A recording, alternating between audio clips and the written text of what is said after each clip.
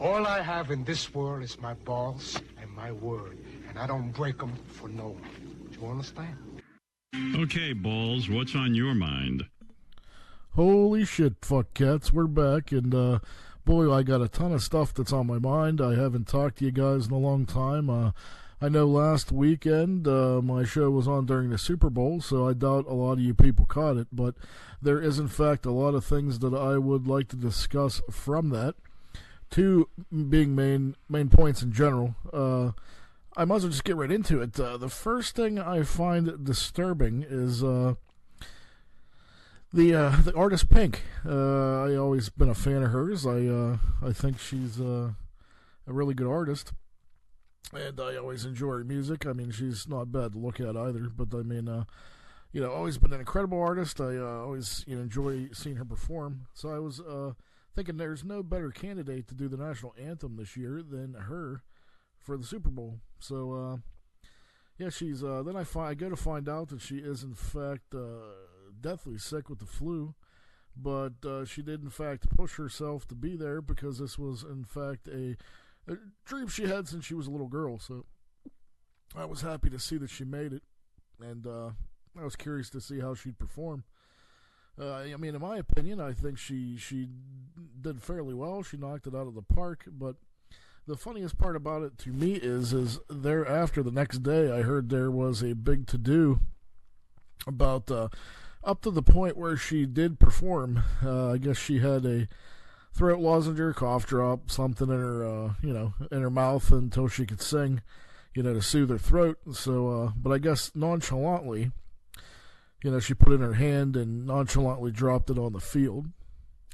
And then, all hell broke loose. All the trolls, all the people, sports nuts, this, that. I mean, I don't know much about this shit, but I mean, the thing that is surprising, in fact, to me is, she's got a ton of shit, like, for dropping the cough drop on the sacred Super Bowl field. I mean, and then I was like, well, what could that be a big deal? Like, I mean, why does that affect things so bad? And I go to find out, I'm reading all these, trying to find comments and make some sense of it. Here it's, the big thing is I guess apparently to sports enthusiasts, it could have controlled the outcome of the game, which I find abso-fucking-lutely ridiculous. I guess apparently a player could have in fact got it caught in its cleats, and that could have affected the outcome of the Super Bowl. It just sounds to me like that's very, you're really, very exaggerated. I mean, like I said, I don't know much about sports. I mean, if you guys do and I'm wrong, feel free to school me. I mean, don't you think a player would even notice if that shit's caught in his fucking cleat or whatnot when he's playing and immediately get rid of it? Or, I mean, could that really affect a game? Like, tell me, like, could that affect the Super Bowl? I think that's kind of really, laying it on thick. But I mean, who the fuck am I? Who knows? Maybe that's 100% right. And things could have, if somebody would have got that goddamn cough drop in their cleat, that game could have been completely different. But like I said, feel free to let me know at wendychops1976@gmail.com. Let me know if I'm wrong. I'm actually genuinely curious and like some feedback. So. But, I mean, that's not, what else was there, man? I mean, normally, like I said, I'm not a big sports fan, but I do enjoy that atmosphere. I do enjoy, going to a live game. I like the atmosphere of being there. And I usually watch the Super Bowl, in fact, for, I like to hang out with my people and hang out and, eat and you do that kind of thing. And I look forward to the commercials every year, and normally they're always pretty entertaining. But I have to say this year, man, they really fucking sucked a bag of shit. I mean, there was really nothing to look forward to. I mean, when the Tide commercials, the most entertaining thing, the whole Super Bowl, we're in trouble. But and I'm still puzzled that they didn't put anything like, hey, dumb motherfuckers, can you please stop eating these pod things? That'd be great. But that being said, there was nothing really. I mean, it was more trailers than anything. But the most disturbing thing that I'm leading into is what the fuck, man? Like, is Tom Brady, like, I don't know much about the dude, but How the fuck is this dude not, like, in jail? Like, how did Chris Hansen not, like, come and lure him into a trap and come and take him and arrest him and set him up and, like, put his foot on the back of his head and slap the cuffs on? Like, I'm seeing these fucking viral videos, man, and I guess from the people that I talk to, this is a pretty, been going on for a long time, but I just don't understand it. But it all started because I remember hearing a thing on the radio, and it was a big to-do that this sports guy in the morning called Tom Brady's kid a pissant, and I don't condone really pissing on anybody's kids, man, in the public like that. That's a really fucked up thing, and it's really kind of they should be left out of it for sure. But I did think it was out of line, but then I did happen to see the clip in question, and god damn it, man, his kid is a little fucking bastard. I'm like, I get it, but I mean, that doesn't mean you want to fucking, you want to broadcast all over the place. But I mean, then there's also the other side of the coin, where, like, if you're gonna do a reality show where you're pretty much showing your life to the public, you can't get mad when when the public has an opinion. So, I mean, it's not cool the way it's handled, but I mean, surely if you're gonna put yourself out there, everything's not fucking chocolate puppy dogs and fucking rainbows. So, I mean, you gotta take that into consideration as well. But I mean, that's not even the disturbing part. I don't think it's cool fucking with kids, whether it's Tom Brady's kids or anyone, but that's not the point I'm trying to make. I'm kind of getting off topic a little, as, anybody who listens to me knows that's not too fucking far out of the ordinary. But here's the thing, man. I see this fucking clip, and I feel so bad for him. I see a clip of Tom Brady's son, man. He's working on something. I don't know if it's fucking fantasy football bullshit or something for school or whatever the fuck he's doing. So he comes in, and he asked his dad, like, hey, Dad, can I have the Wi-Fi password? And Tom Brady's on his bench, like, fucking pumping iron and, probably dreaming about cock. I don't know. So then he's like, you know what I want? Come and give me a kiss. And you can tell this kid's like, oh, shit. So I feel bad for this little bastard. So he's like, oh, Dad, do I have to? And he's like, come on. And he's like, oh, right. So he goes over, and Tom Brady should just fuck his kid. Like, it's so ridiculously disgusting. Like I could see, like, I try to harken back to the days where I'm like a little kid, and I'm like, I can remember, like, I would give my grandma a peck, like, on the cheek when I'd leave, or anything like that. But no, even with I never kissed my grandpap. Like, I never kissed dudes, like, especially like that, especially like you're making out like at fucking up on Lookout Point. I mean, but it's so fucking creepy, man. Like, he comes over, and it's like, it just goes on forever. We're to the point where it makes my skin crawl, and I'm just like, God, let this poor little fucker away. I'm like, how many years of therapy is gonna get Tom Brady's tongue out of his fucking kid's mouth? Like, he's gonna grow up, and he's gonna be like, oh my God, the shit I had to do for fucking a Wi-Fi password. If I'm thinking, God, when he gets older, like, what's he gonna have to do to get the car? Is he gonna have to fucking jerk him off in his mouth? Or that poor kid. I don't know, man. It's just fucked up. And then I'm talking to, like, other people because I'm not familiar with the shit, and then they're all telling me, oh shit, man, this has been going on for years. Like, there's pictures of him fucking sucking face with his dad, sucking face with his mom, fucking sucking face with fucking anybody, I guess, that'll put their slimy fucking mouth on his, I guess. I don't know. But to me, it's just fucking incredibly bizarre and weird. And I mean, I don't know what your family's like, but I guarantee it's not like that. But I mean, I don't know, man. Like, what do you think? I mean, am I overreacting? I really don't think I am. I mean, it's a different time and a different age, and I might sound like a curmudgeon-y old fuck, which in fact I am, I guess, but God damn it, man, it just comes off so creepy. Like, it just makes me feel bad for, for that little bastard. Like, when does it stop? Like, hey, Dad, like, I need $20. I got a date this weekend. All right, come over here and, peg me in the ass, goodbye. Like, I just don't fucking get it. But I don't know. You tell me. That's what balls thinks. Let me know. Moving right along, cats. A few shows ago, I remember touching on some, some jobs that I had worked, and it was some of my worst experiences. I kind of wanted to go back and do some reoccurring stories about those, but I was thinking about it, and I'm like, I'd rather give you like some stories that are actually, funny, rather than my worst work experiences. I already gave you those, so I'd actually like to give you some stories from my work experiences that actually almost make me piss myself to this day. One in particular I was just thinking about the other day was I used to work with a very close friend of mine, and as you know, I deliver occasionally, and I prep, build furniture. I work at a furniture place. I ship, receive things. I load trucks. So my buddy and I, we get called out to do a delivery to this lady in Pittsburgh, PA.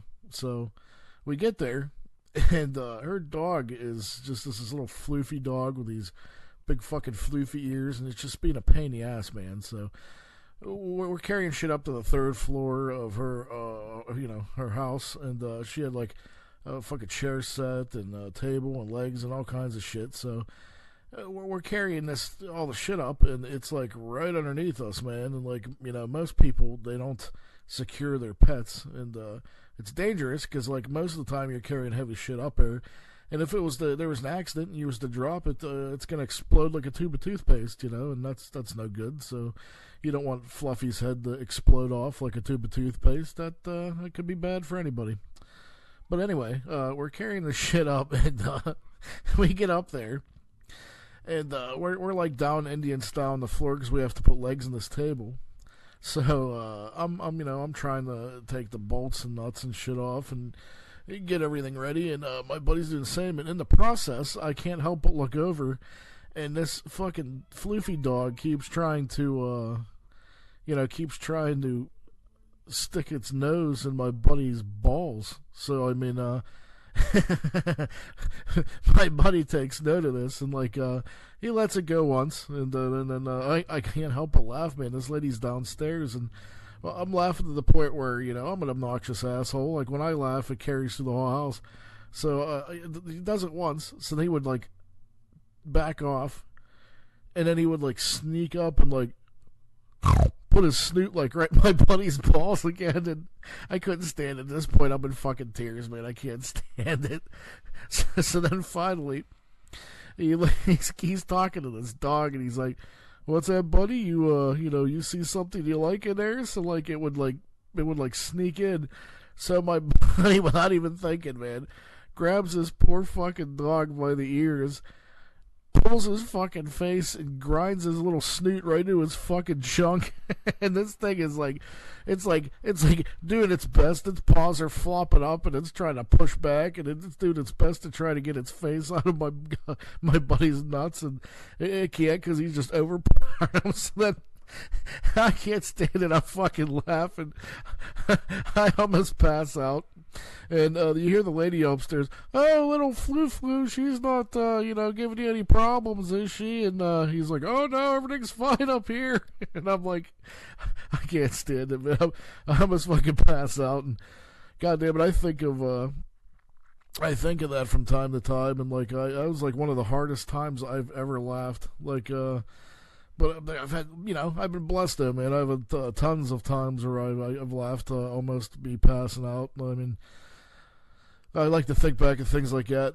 So, like, if you guys have any stories on the job that you think are funny that would entertain me, feel free to write in, and occasionally I'll share some more with you if you thought if you got a kick out of that. But that was just on my mind, and it always makes me laugh, and every time I see one of those dogs, it sort of looks like it. That's the first thing I could think of, and I'm like, poor dog.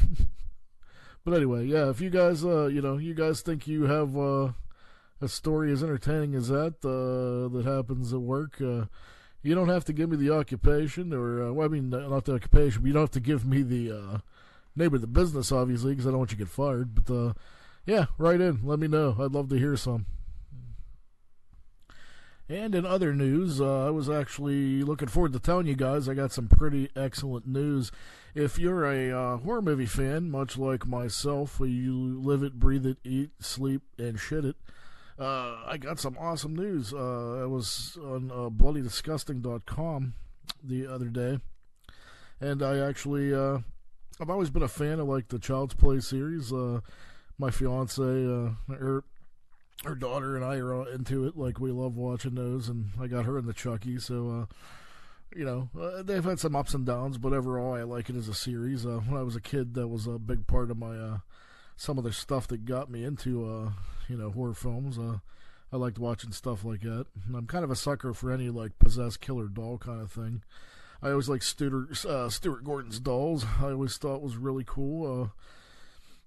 Growing up, when I was a little kid, that scene with the clown and Poltergeist, that used to scare the living shit out of me. And any creepy, like I remember the doll with the glowing eyes in Amityville. Any kind of possessed doll thing, kind of I thought was spooky. But yeah, I got some great news. We just got done watching Cult of Chucky the other night, and her daughter asked me, "Oh, like now I could go to theater whenever a new one comes out, and I'm all caught up now." And I'm like, "Well, I mean, they're kind of direct to video now, but I don't know if they do limited runs or not. But I don't even have to worry about that because I found out the other day that there is now in development a 8-episode, 1 hour long Child's Play TV series coming up. And it's not going to be on a network, so that means you can actually get away with a lot of shit, and it's going to be, it'll be pretty much uncut, so that's good. And Don Mancini's involved. Brad Dourif signed on to be the voice of Chucky, and Charles Lee Ray, of course. And it's going to, most of the cast of, people, Andy Barclay, Alex Vincent, they're all signed up, and it's going to take place directly right after the credit sequence of Call of Chucky. So I thought that was pretty interesting news. That's going to continue right off the last movie and go right into the TV series. So that's always pretty cool. I mean, it worked for, I'm a fan of Ash vs. Evil Dead. That's going to be coming up here too, man. Season 3 of that looks pretty fantastic. I'm looking forward to that. Also, in other news, speaking of TV series, looking forward. They're doing actually. Do you guys remember Critters? I'm a big Critters fan. I always thought those were really fucking cool, and they actually have a TV series in development of Critters. I read, and believe it or not, I also read that they're actually in development with the Chiodo brothers, and they're looking to do a Killer Klowns from Outer Space TV series. So, I mean, all these old horror franchises and things that we grew up on that, if you're a scary movie fan, much like myself, they seem like hot commodities to be developed into television shows now. So, I mean, we'll see how they pan out. Hopefully, if they do well and they're well written and they're done right, this might be a new fad. We might get to see a lot of things that you thought had a expired shelf life. They might be able to reinvent and re-jumpstart and, give us, some sequels that we deserve. So that's always good news. I mean, I think that's really positive. I'm keeping an open mind, and I'm looking forward to all that. So, I mean, what do you guys think that's a good idea? I mean, I can see if you're skeptical. I could understand if you were, but yeah, as of now, I'm going to keep an open mind and wish for the best. So I just thought I want to tell you that. But, I haven't got to watch too much lately. But one film I did watch that I thought you guys would enjoy was I watched a little flick called Mom and Dad. It starred Selma Blair and Nicolas Cage. So, right off the bat, he's going to be apeshit crazy in it. And this actually is a film where, in fact, it actually works. Like, I don't want to tell you too much about it, but the premise of the film is it reminds me of like an Outer Limits or a Twilight Zone, and I love both of those very much. And so, I mean, that's it seems very much so like it could have easily been one of those. So the whole premise is it's present day, I think, and Nicolas Cage and Selma Blair have their perfect family, their boy and their girl, and everything's fine, and some goofy signals start shooting out all over the TV set, all over town, and there's some subliminal bullshit in it that makes parents have the homicidal urge to kill their kids. So, I mean, that's all I'm really going to say. But all I can say is wackiness ensues, and it's, there's times where it's blackly comic. It's pretty exciting and violent, and I get a kick out of it. And, it lets Nicolas Cage be Nicolas Cage, and, if you either love him or hate him, but, I mean, he's definitely entertaining in this. So, I mean, that's my quick review of Mom and Dad, and I think if you're into the genre, I think you'll definitely dig it. Check it out, cats. Let me know what you think. I'd like to propose a question to this audience now.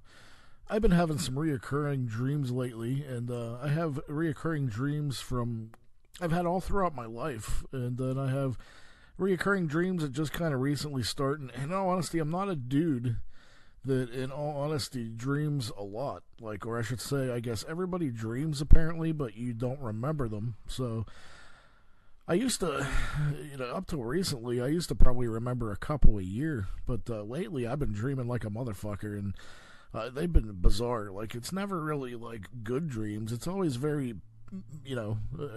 ridiculous or horrifying. I remember when I was a young kid, I remember how we, my family and I was holed up in this basement, and with windows, and we're trying to board the windows shut, and there's we're trapped in the middle of this woods, and all these creatures. They're like gargoyle looking creatures, and they'd wrap their wings around the trees, and they'd camouflage into the trees so you couldn't see them. So if you was stupid enough to run out into the woods, they'd get you. So all I can remember, I'd wake up in fucking a cold sweat, man, because these things were terrifying. They were slobbery, and they looked like giant bats, and with gargoyle faces, and they'd fucking bite chunks out of you, and I'd wake up, man, screaming. As a kid, I was like, oh, but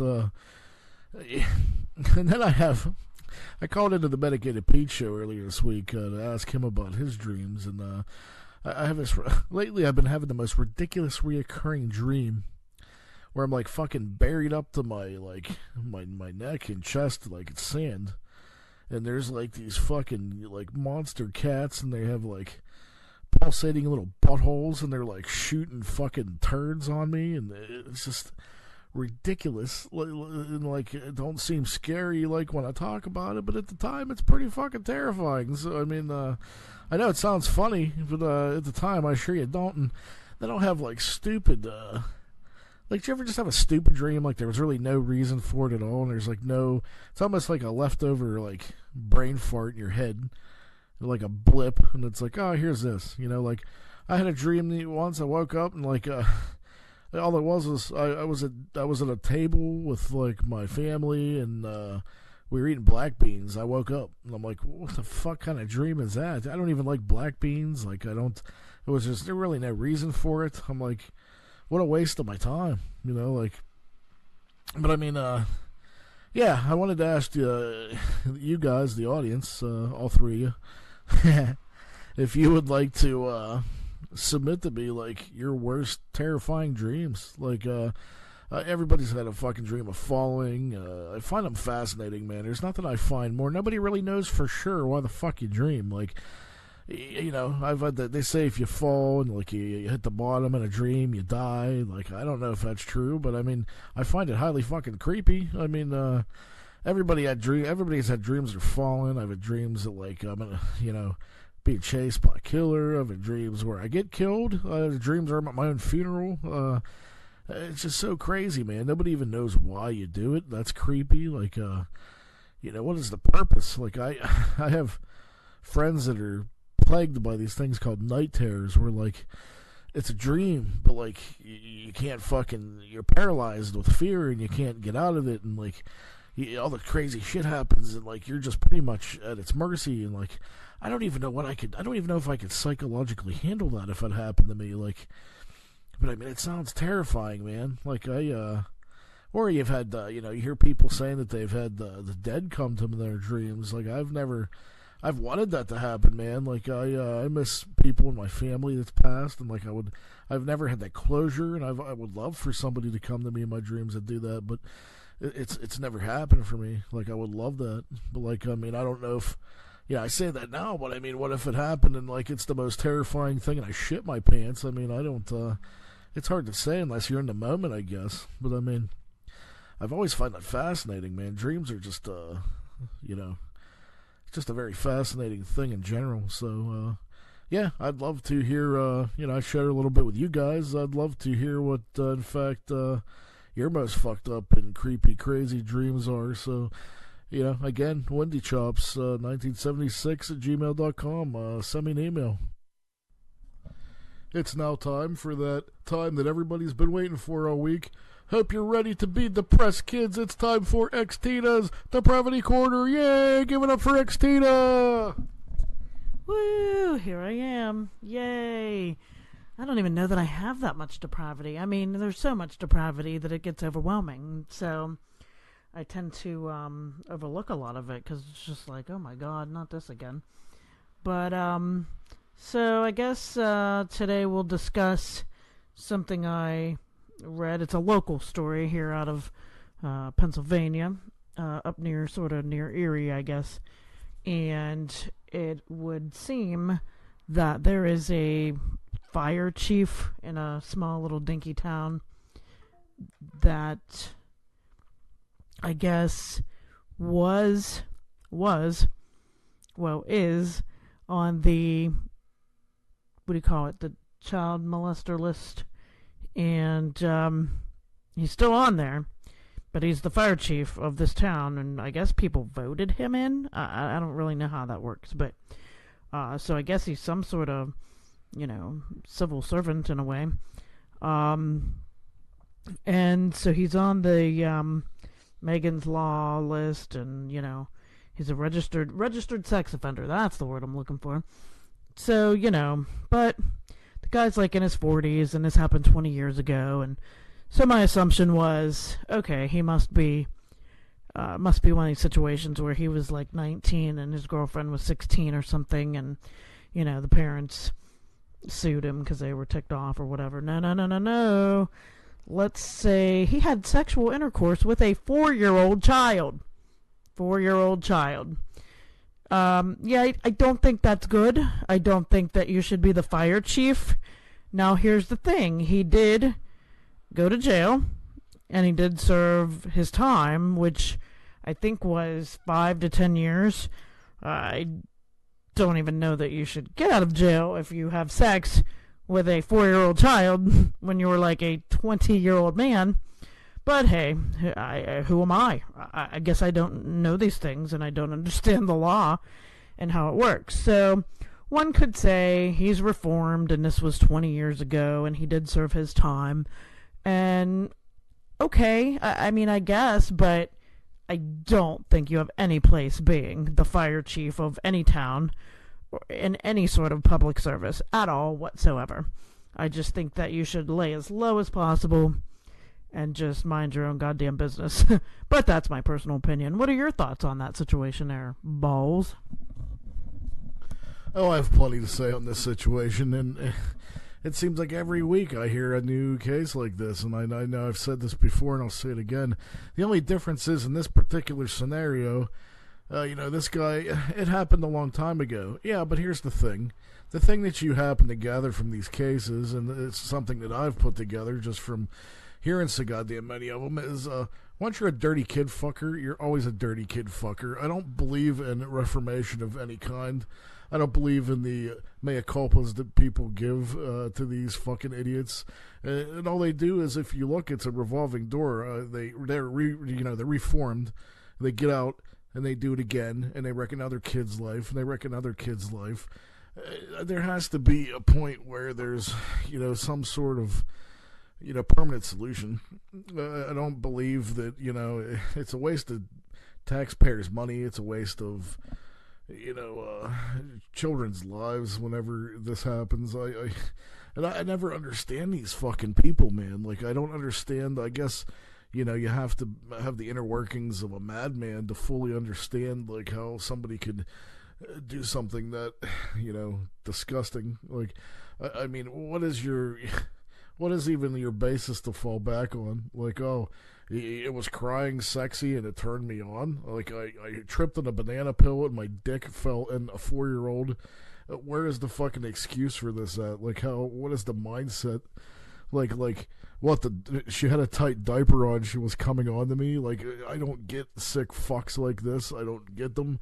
Their dicks need to be cut off, and they need to be, I think the government needs to step in and fucking start neutering these fucks. Like, you either have the death penalty, or you get fucking, you're a eunuch the rest of your life. You get neutered like a fucking animal. Like, and that's what they are. They're fucking animals. Anybody can, take the innocence of a child like that and have no problem, psychologically fucking somebody up the rest of their life. This is what you deserve. So that's my, that's the way I'm probably always going to feel. So you have anything else for me here, XTina? Yeah, I mean, and I wonder too, like, where is this 4-year-old girl? I mean, this was 20 years ago. She's probably, in her 20s, obviously now, and I mean, where is she, and how does she feel about this? I'd love to know how that works. Yeah, I mean, I have another issue here, but it's not really as much depravity as it is, I don't know, it's just interesting. I'm not even sure how I feel about it, but I just saw that a waitress got fired from her job because of something she posted on Facebook about her clients, and her clients were that of a church. It was some sort of church organization, and they ordered a lot of food from, I want to say, like an Outback Steakhouse or something like that. And the bill was like $700 and some dollars. There were several steaks, several, chicken dinners. I mean, and it was very time consuming to put together. And I'm sorry, but if I'm spending $700 at a restaurant and I know it's going to take you, a long time to get that together, I would think you would tip them. And I mean, these girls like carried it all out to the church van and helped them load it into the van, and they didn't get any tip. Now, I am guilty of this. Like, I always have issues with, do I tip when I get takeout? And unfortunately, I typically don't, because I don't really know how that works. I figure if I order a burger and fries and you throw it in a box, typically the chef is doing that. But, at a lot of these places, when you're getting a salad ready and this and that, the waitress is responsible for doing that. So, yeah, I guess tipping. But, I mean, I would never dream of spending $700 and some dollars at a place, for a group of people and not tipping, especially if they're carrying it out to the car for you. And, it took them a good while, a whole hour, I think, to get this all prepared and everything. So, I mean, so the girl was obviously pissed, and I kind of can't blame her. But this, I guess, goes to where you should watch what you post on social media, because she totally called them out on her Facebook and was like, the church of whatever, she's like, they just stiffed me on their $700 and some dollar bill. And, that's just so rude and yada yada. And so, needless to say, it got back to the church people. They, of course, reported it to management. Management gave them a full refund of their $730. And the girl got fired. So, I don't know, I don't know what the right thing is there exactly, but it just seems like kind of a messed up situation. I don't know that she should have necessarily got fired, but some sort of reprimand perhaps. But, I think that's a little extreme. But what are you going to do? What do you think about that situation there?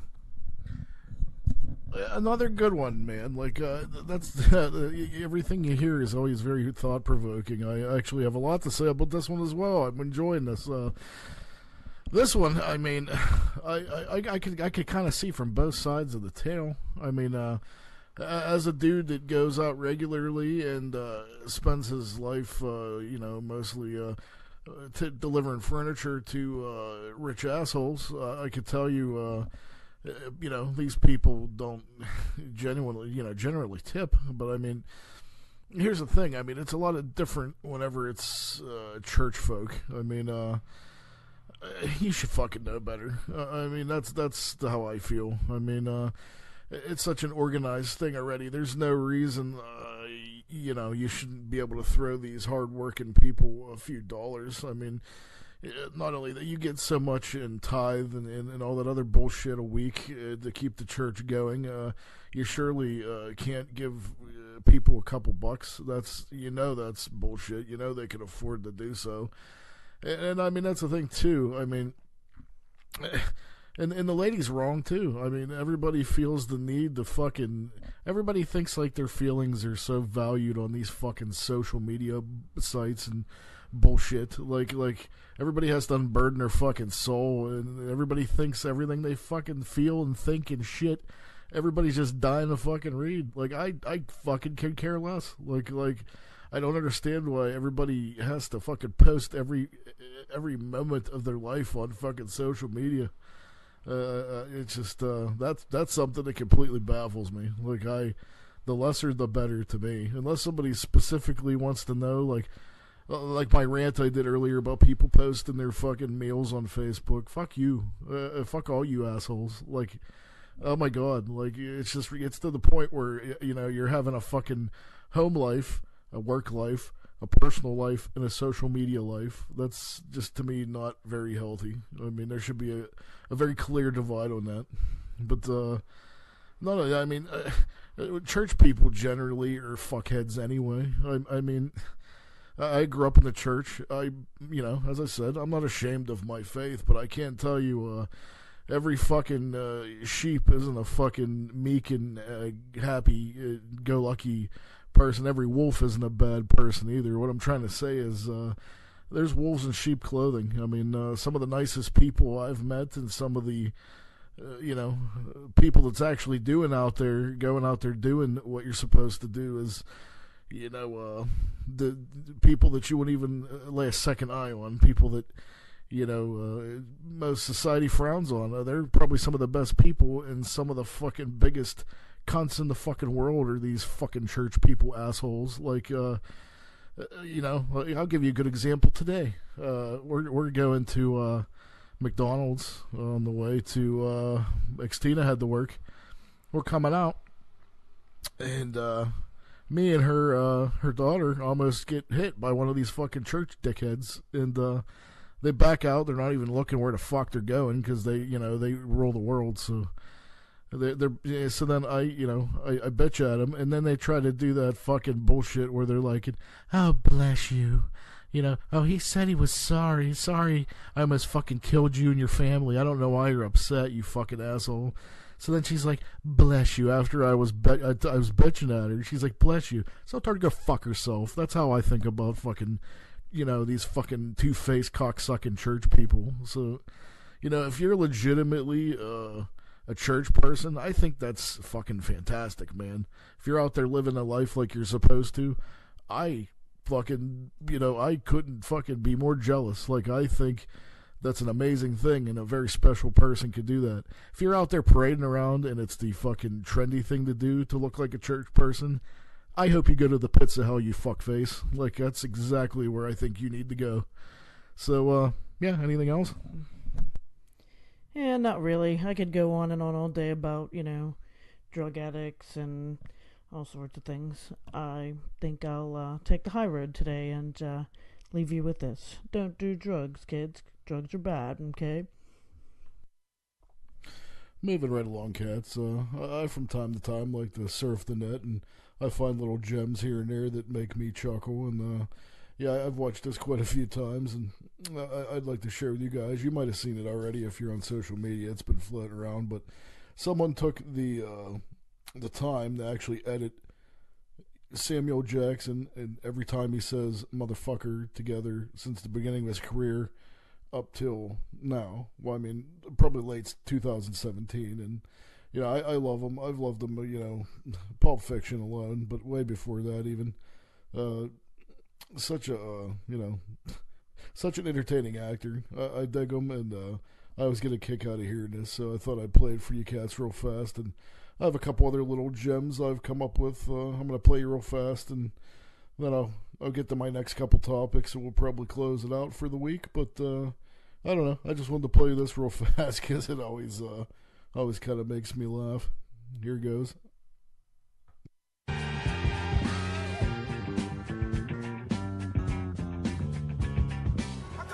Motherfuckers think y'all run everything. Motherfucker. What? Motherfucker. You owe me some money, motherfucker. You motherfuckers talking about? Motherfucker, I eat everything. I eat the pussy, I eat the butt, I eat every motherfucking thing. Motherfucker, I'll chew his ass up. Motherfucker. You a smart motherfucker. English, motherfucker. Motherfucker. We're not gonna store them, motherfucker. I'm on the motherfucker. I'm a mushroom cloud laying motherfucker. Ha. You're closed, motherfucker. Sewer rat may taste like pumpkin pie, but I never know, because I wouldn't eat the filthy motherfucker. Motherfucker. It's the one that says bad motherfucker. That's my bad motherfucker. Goddamn motherfucker. The racist motherfucker. Motherfucker. Juice, what do you got out here? That's right, run, motherfucker. Motherfucker shit don't stink, mouseketeer looking motherfucker. Sit your motherfucking ass down. Bad motherfucker. Cause I'm a bad motherfucker. That's right! You can't kill me, motherfuckers! Bad motherfuckers. Give me a motherfucking hug. Motherfucking this motherfucker. You a fine motherfucker. Motherfucker. You know all them motherfuckers is crooked as a barrel of snakes, motherfucker. Motherfucker hung up on me, motherfucker. Motherfucking. Freeze, motherfucker. No, motherfucker. Look at me when I'm talking to you, motherfucker. Motherfucker. I'm still alive, motherfucker! Motherfucker. God damn it! Waste the motherfuckers! Yeah, I said it. Waste the motherfuckers. Motherfucker. Freeze, motherfuckers! Disperse, motherfuckers! April Fool, motherfucker. You knockoff wearing motherfucker. Motherfucker. Off the motherfucker. Armani. Off the Armani. Motherfucking. You still motherfucking cracker, you know that, right? Where's my motherfucking chemist? Rest in peace. Motherfucker.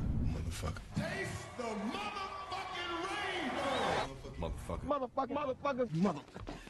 Motherfucker. You better leave, brother. Kiss my ass, brotherfucker. I have had it with these motherfucking snakes on this motherfucking plane. Motherfucker. Bad motherfucker. Motherfucking. I ain't trying to hurt no motherfucker. Police motherfucking brutality. Motherfucker. Motherfucker. Do the math, motherfucker. Nigga, please. Can't be spooning with a motherfucker. Ooh, you dirty motherfucker. Let's go, motherfucker. I don't have x-ray vision, motherfucker. You thought I stole that, I told you this motherfucker was klepto, motherfucker. All kinds of motherfuckers. Motherfucker. You motherfucker. These motherfuckers don't do shit, motherfucker. Oh, motherfucker. Booger-eating, piss-drinking motherfucker. God damn you all, fucker. No fucking motherfucker. This mother... Up next, cats, another thing I've been wanting to play for you here. I like to, every now and then, like, turn you on to some people that you might not have heard of that, I always think deserve some special attention. I'd actually never really been I'd vaguely heard of them. But I never really became much of a fan until I'd met my fiance. And she'd turned me on to, I'd always heard of something corporate, but I never really got too deep into it. And then she was a humongous Andrew McMahon fan whenever I had met her. And I'm surprised I never really, got so deep into this dude before I met her, because I've always, admired people that are like one of my favorite people in the world is Elvis Costello. And the reason why is, he paints stories with lyrics and words. I've always envied people that could do that. I've always been a fan of artists that can paint a picture in your mind as you hear their song, and it makes you it's almost like listening to a song, and it paints a movie in your head as it's going along. And I've always always been a real big fan of that. And, other people like Billy Joel, I think, is good at that. Like any of your big, any people that could just elicit any sort of emotion. And I've become an Andrew McMahon fan since I met my fiance, and I've even met him with her before, and he's just an all around amazing dude with an amazing story. If you ever get a chance, check out his movie, his documentary. I think it's called Dear Jack, and it's heart wrenching. Like the dude had got cancer, he came back and fought it, and he's just a very inspirational character, and just an all around incredibly nice dude. When we met him, he couldn't be nicer, and that actually really really went a long way with me. So I wanted to play a quick live version of one of his songs when he was playing. I think it was at a concert somewhere. So this is actually, there's so many good songs I can't even name them all. But like this is merely one of them, and it's called Cecilia and the Satellite. And this is a live version, of course. If you want the real version, you should track down the album Andrew McMahon in the Wilderness. And other than that, check it out. Hope you dig it, and if you do, I think he's definitely worth checking out, cats. So run out and grab some albums. Let me know what you think.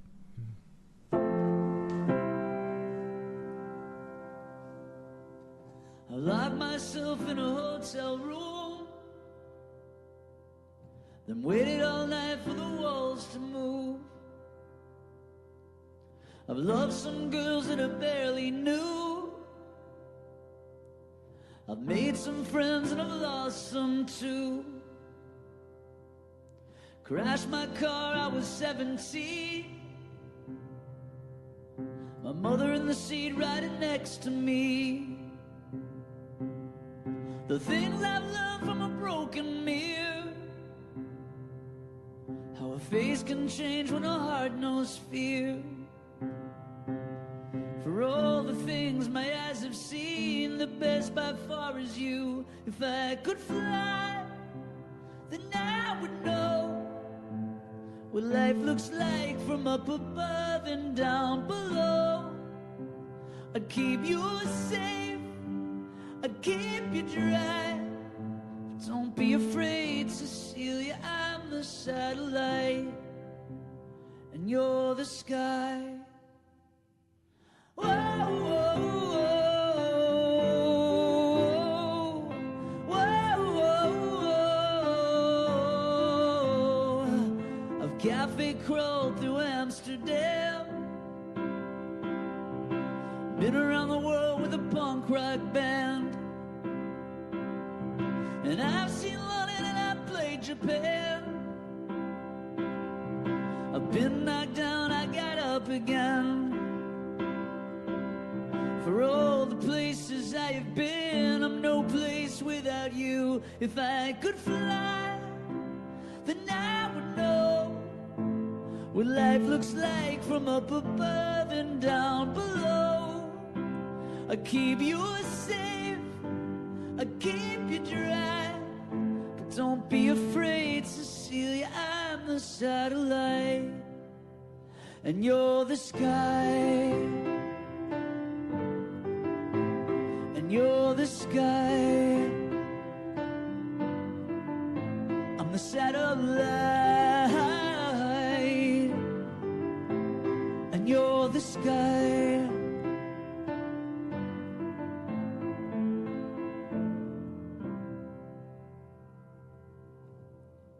For all the things my hands have held, the best by far is you. If I could fly, then I would know what life looks like from up above and down below. I'd keep you safe, I'd keep you dry. But don't be afraid, Cecilia, I'm the satellite, and you're the sky. Oh, and you're the sky. I'm the satellite, and you're the sky, and you're the sky.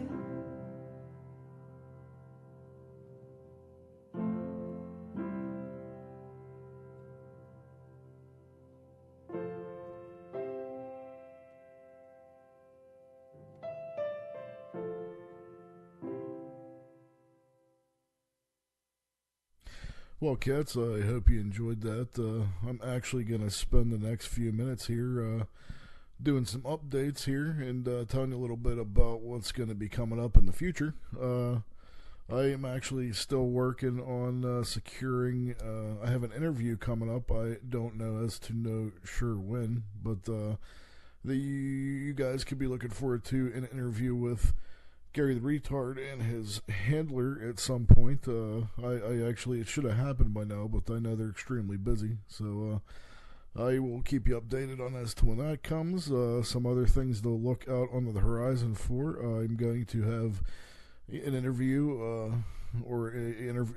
participating in some capacity. MF'in Mike from the Stern Show will be, either participating or even having some sort of interview. I'm actually going to be going to Horror Hound here in Cincinnati, and that will be in March. And I'm actually hoping that I can actually talk some of those people into rapping with me for a little bit. That would be nice.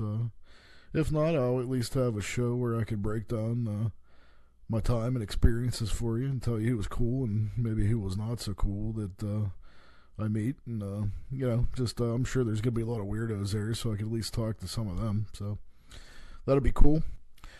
I'll give you a glimpse into the next show coming up here. Believe it or not, cats, the next show is sort of monumental.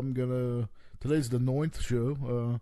My next show next Sunday will be the 10th show. It'll be I'll be coming back for number 10. So obviously you guys must like it at some capacity, or else they would have told me to fuck off by now. So I have some special shit lined up for that. I will give you just a taste. I have all kinds of messed up shit to talk about, but I'm actually doing a poll and a survey right now. I'm talking to a bunch of people that I probably will include on the on the show as well. But here is the question that I am actually asking them, and a good buddy of mine presented this to me, and I've been disturbed by it ever since. But the question I've been asking people is would you, for X amount of dollars, how much would it take for you to fully submerge yourself in a bathtub full of jizz? Would you do it for $10? Would you do it for $5? Not at all. I don't know. Some people might actually have pride and wouldn't do it at all. And other factors like my buddy at work actually said that he would do it no problem for a certain amount of money. But then I factored in, what if it's like a hobo and they're dirty and he has like jaundice. So it's kind of like, does that change everything? It did for him. He said he was out after that, and that was after he had no problem fully submerging himself in the tub full of jizz for like, I don't know, I think he said $2,000. So I thought that was kind of low. Yeah, I don't think I could do it, man. Have to talk some serious money. I'd have to seriously think about it myself. So, but yeah, that's what I'm working on now, cats. I'm asking around. I'm working hard, compiling the answers to just about every sick fuck I know. So, and in closing, I actually wanted to run this by you guys. I've actually, for a decade, I've always had this idea clinking around the back of my head, and I know other people has in fact tried it, which I've yet to see hide nor hair of anything that's even like this. So, apparently it must have not been too successful, or just, maybe just dead in the water. But I've always had this odd fascination, and I've always wanted to attempt to do a documentary of sorts of, not so much famous people from the Howard Stern show, but lesser famous people that are obsessed and they live and breathe the show, and what makes them tick, what got them into it, how it affects their life, and the people around them. I just think it's such an interesting thing because I know how I am, and it affects my family and my friends and the people that that interact with me. So like I've always wanted to meet other people that were like me, and kind of do a documentary to kind of show people what it's like. And I've put some feelers out there on the net, and I've had an overwhelming response of people that would in fact like to participate. And if you think you fit the bill for this, if you think you don't even necessarily have to be a regular caller. You just have to be pretty much an obsessed, live it, breathe it, everything with the show. So if you, I'm really trying to.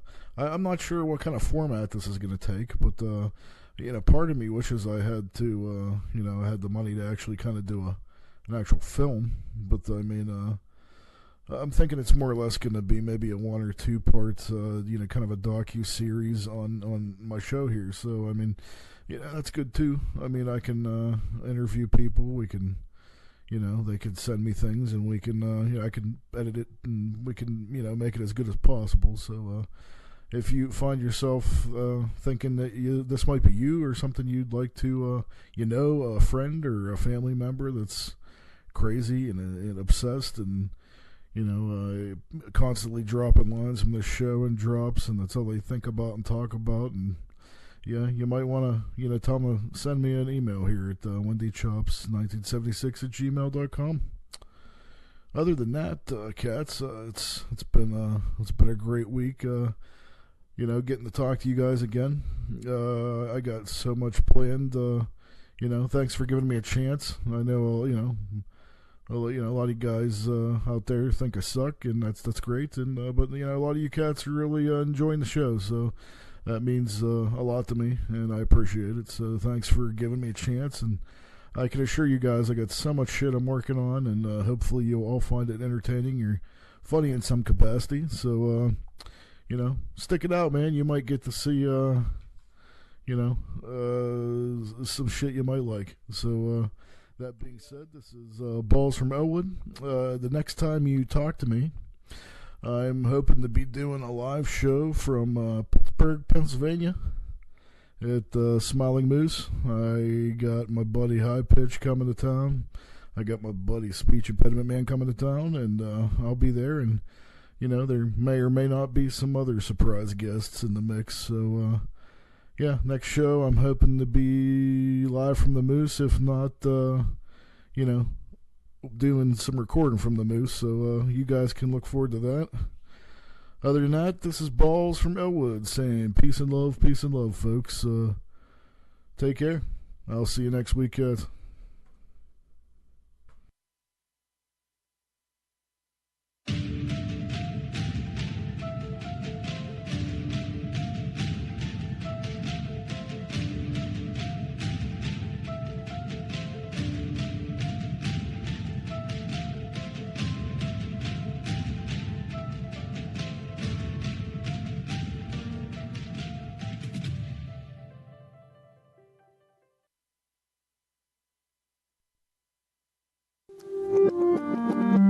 You're listening to the Gonzo Shitcock Podcast Network.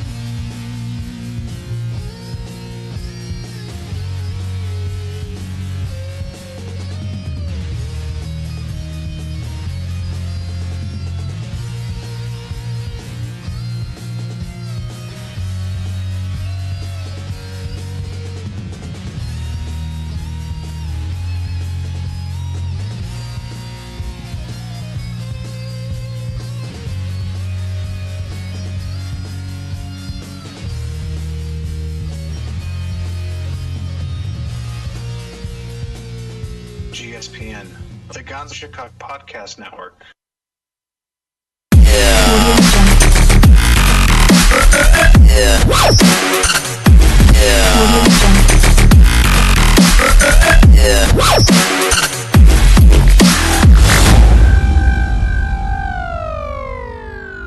Audio Jungle.